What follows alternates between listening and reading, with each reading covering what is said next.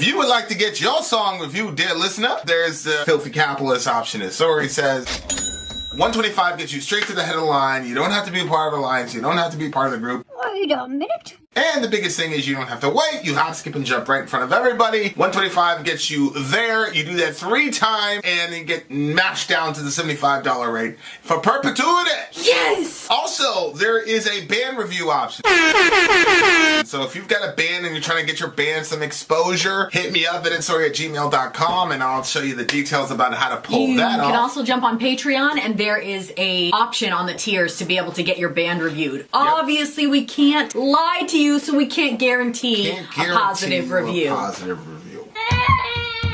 Get what you get. It's just rubbish. Rubbish. Rubbish. That's British for garbage. My favorite is the community option. $1 at the gate gets you in at Patreon. You get to join an alliance. The alliance joins their points together, and that helps determine what songs that we do.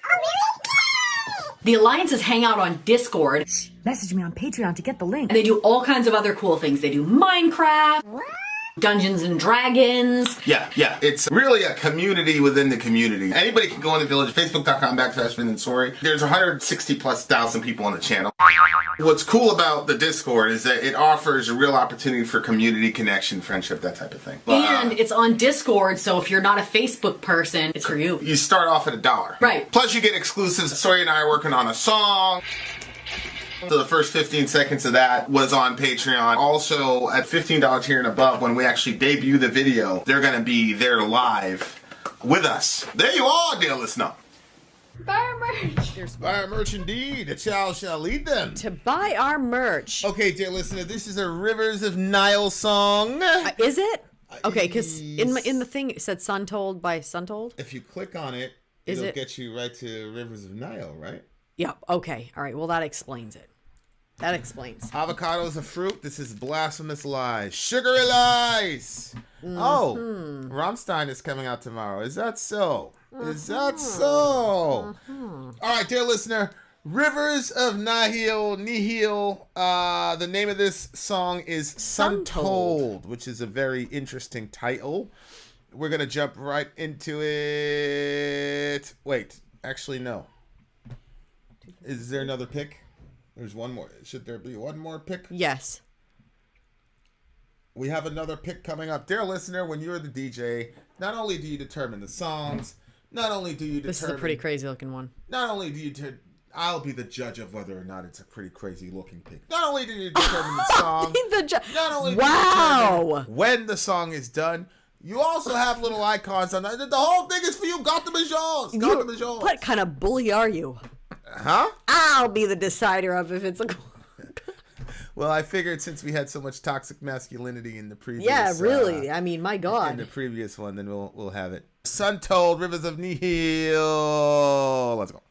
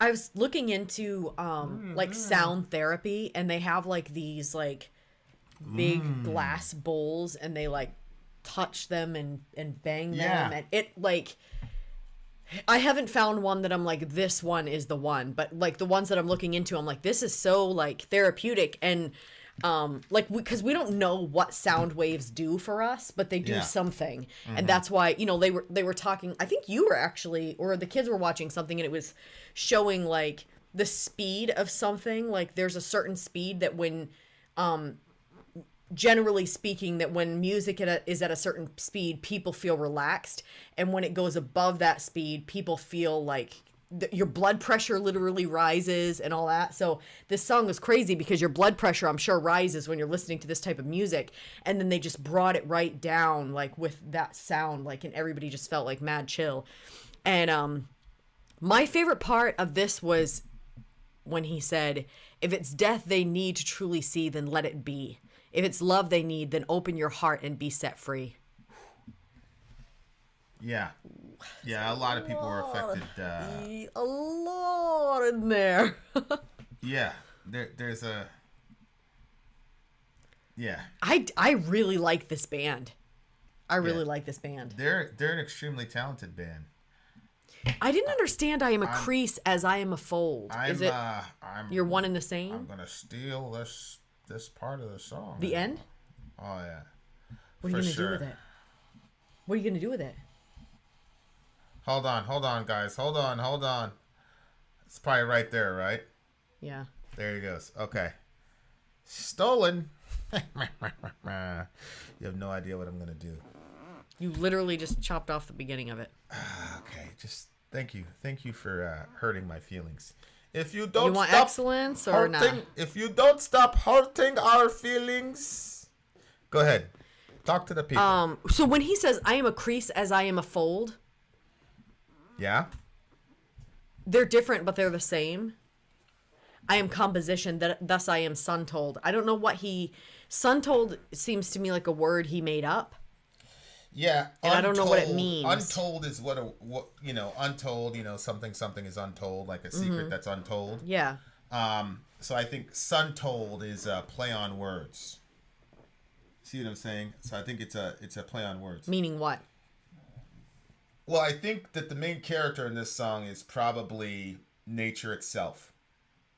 See what I'm saying? Mm-hmm. So I think it's nature speaking to us to basically say, hey,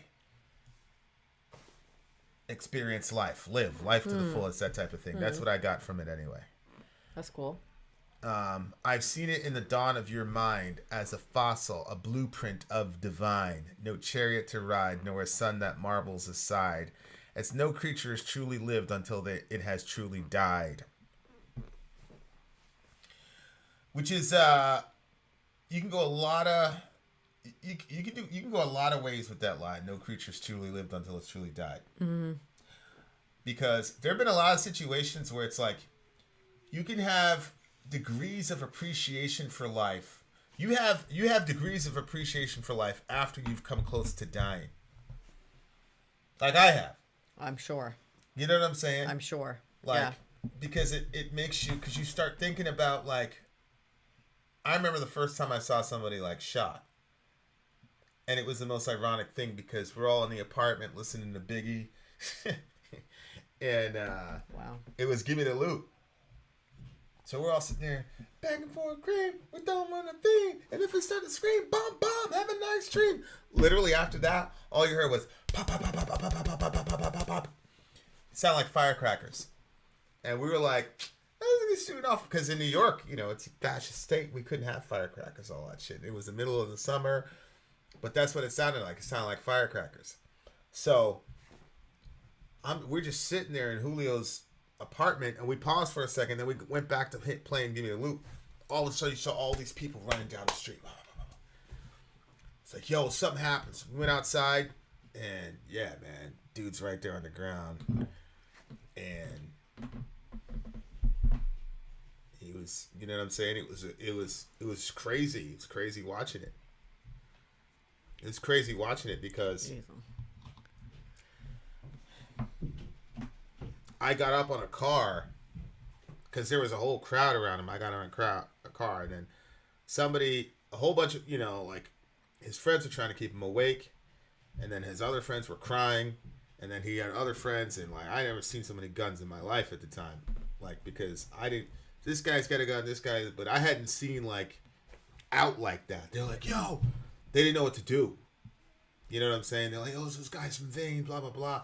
Like Vane Street was literally like 2 streets away. It's like so 2 streets crazy. away. But you know what's crazy? Like I was never around there. I spent like 3 or 4 years there. I never went to that. I always went to where we were. But yeah, so the other guys were like, they were talking some street shit, like, oh, okay, yada yada. And, Orion, go to bed.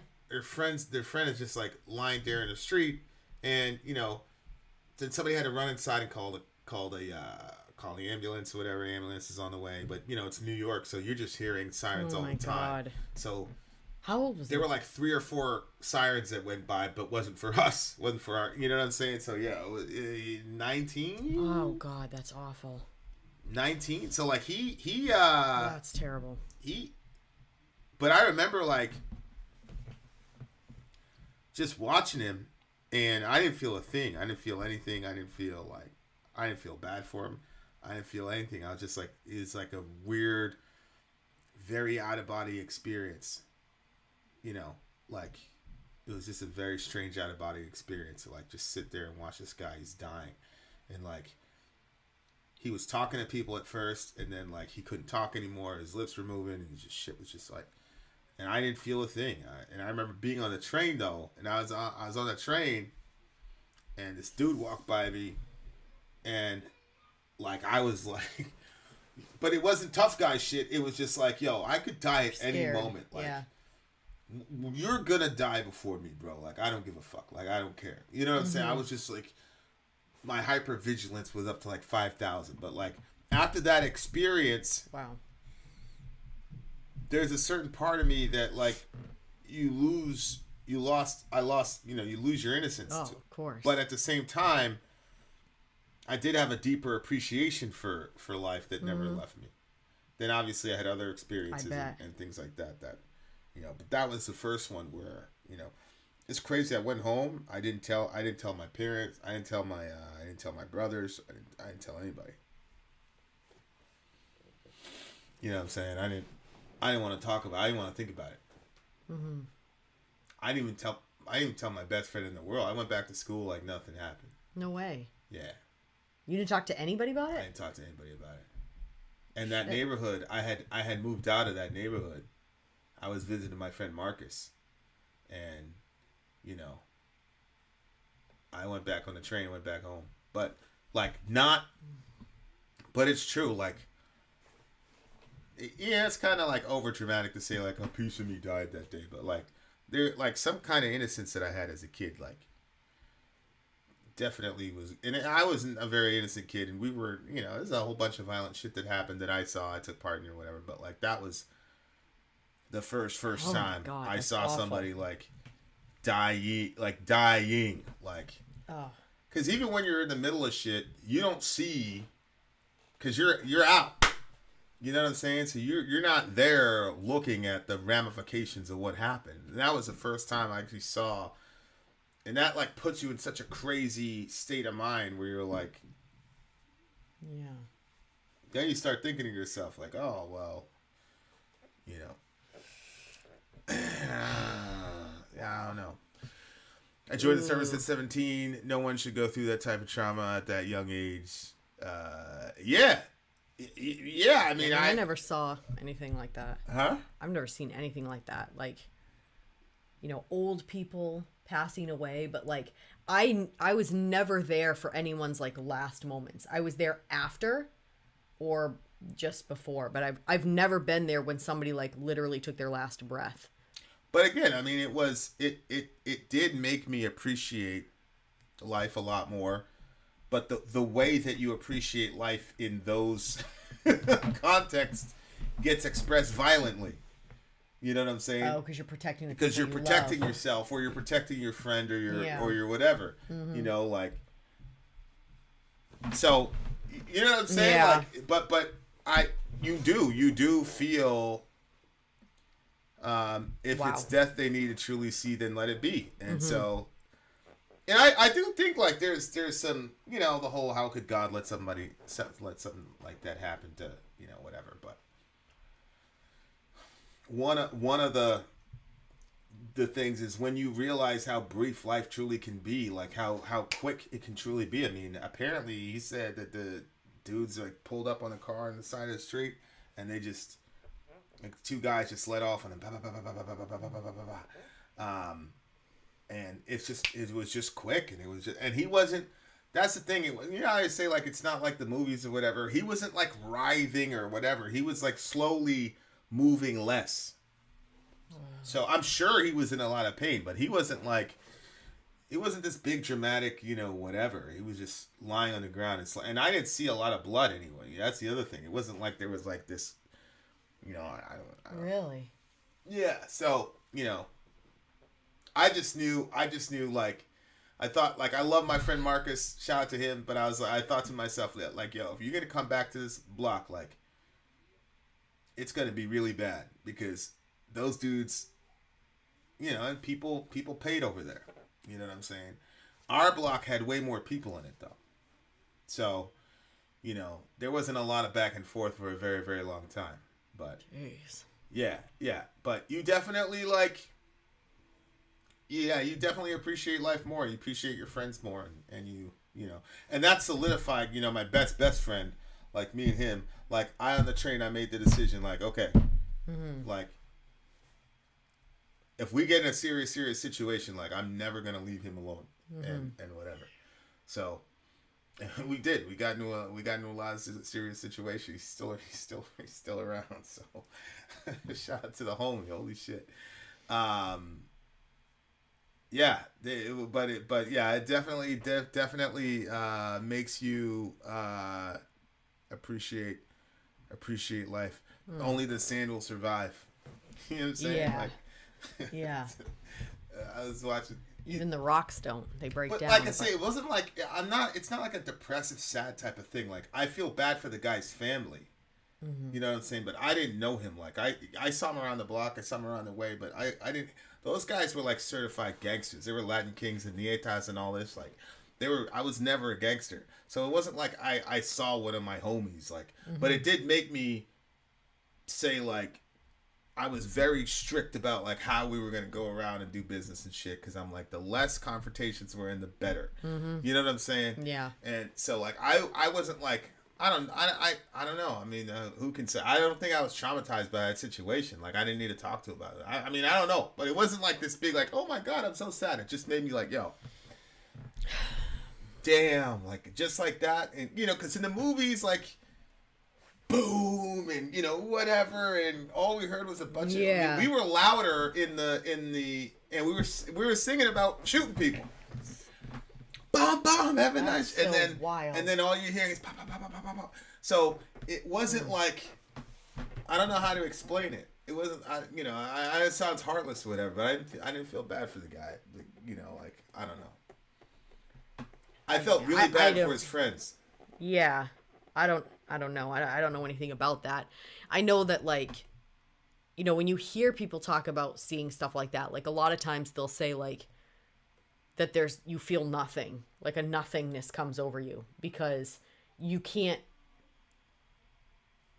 What just happened is so. First, you've never seen it before, possibly. Secondly, you just watch someone that's in this reality go. And like your mind is trying to, and your emotions and everything's trying to make sense of all of it and stuff. And, you know, a lot of times anything that I've seen, they always say that they just felt nothing. Yeah. I mean, his friends felt something. Yeah. His friends were, it was really. Oh, I'm sure the friends, because you have an emotional connection to them. It was so weird to watch. Because some of them were like down, like trying to keep them awake. And other friends were just like hard gangster dudes. Like dudes you were afraid of were just crying. And then other dudes who you weren't think were gangsters had their shit out, and they're like, yo, it's those guys. And they were like going, like as the shit was happening. And the girls were all hysterical, and they were pulling the guys back and saying, "You can't leave him." Like it was just. Oh my god. So I felt hard. I felt like to this. I felt bad for them. There was no saving him. Like apply some pressure or. We didn't know what the fuck we were doing. Everybody was just keep him awake type of situation. Like just keep him awake. Don't let him close his eyes or whatever. And I remember thinking to myself, because my mom has a medical background. I asked my mom that like months later. I'm like, it's like clapping in a person's face when they're dying and all that. Like, she laughed at me. She's like, no, that's not going to keep it. I was like, yeah. But I waited for a very, very long time. But I thought to myself, I'm like, man, that shit ain't got nothing to do. You know what I'm saying? But it's something I think they were just trying to control a situation. Yeah. It gives you some sense of, like, this is something we can do to control. You know what I'm saying? Mm-hmm. Losing our friend or whatever. But I'm sure they were really... I'm sure they were traumatized by it. Oh, I'm sure. Life, I'm sure. Oh, God. And if that would have happened to any of my friends, like people always say, "Oh, I would have done this." I don't know which one I would have been. I don't know if I'd have been the one crying. I don't know if I'd have been the one doing dumb shit, having my shit out there, going to go, and your friend's not even gone yet. You could have left your friend in his last moment. I don't know which one I would have been. I have no idea. Mm-hmm. You know what I'm saying? And I'm glad, bless God, I never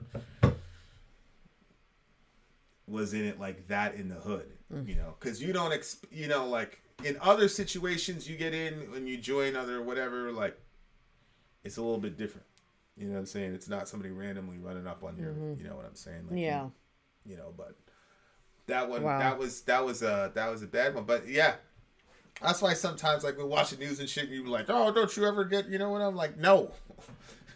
Because I'm here, and I think about like you getting some horrible call about me, or Dorian getting some horrible call about me, or whatever. Like, I don't miss.